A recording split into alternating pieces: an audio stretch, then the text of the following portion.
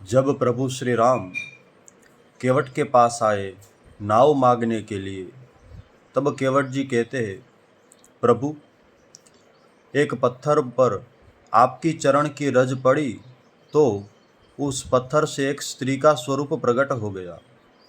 अगर मेरी नाव भी स्त्री बन जाएगी तो मेरा गुजारा कैसे होगा?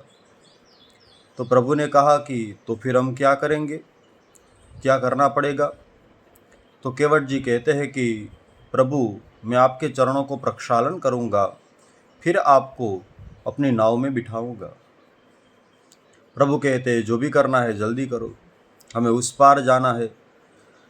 केवट जी ने प्रभु के चरणों को प्रक्षालित किया। कितना वो आनंद विभोर हो गया है, कथा तो विस्तार से है। केवट जी ने प्रभु के चरणों को प्रक्षालन करने के बाद अपने गांव के सभी लोगों को उस चरणामृत को लेकर सभी को दिया। सभी को थोड़ा थोड़ा चरणामृत दिया, क्योंकि वो स्वार्थी नहीं था। वो जानता है कि मेरे प्रभु स्वयं आए हैं हमारे यहाँ। फिर केवट जी ने कहा, प्रभु आप अब नाव में विराजित हो सकते हैं। प्रभु ने श्री सीता मैया को नाव में बिठाया, फिर प्रभु स्वयं नाव में बैठे। अब केवट नाव थोड़ी देर इधर ले जा रहा है, उधर ले जा रहा है, किंतु नदी के उस पार जहाँ पर प्रभु को जाना है, वहाँ पर केवट नाव लेकर नहीं जा रहा। थोड़ी देर बाद प्रभु ने कहा कि केवट क्या कर रहे हो? हमें संध्या से पूर्व वहाँ पर जाना है, तुम थोड़ा शीघ्र करो। तब केवट सोच रहा है और कह रहा है, प्रभु, मैं आपको जी भर के देखना चाहता हूँ, और आप यहाँ से दूर हो ऐसा कोई भक्त थोड़ी ही चाहेगा। फिर केवट प्रभु को उस पार ले जा रहा है। प्रभु कहते हैं कि केवट, तू हमें उधर से इधर ले आया, उसके भरपाई स्वरूप हमें क्या देना पड़ेगा तुम्हें? तब केवट कहता है कि प्रभु, आप पधारे, यही हमारे लिए बहुत बड़ी बात है।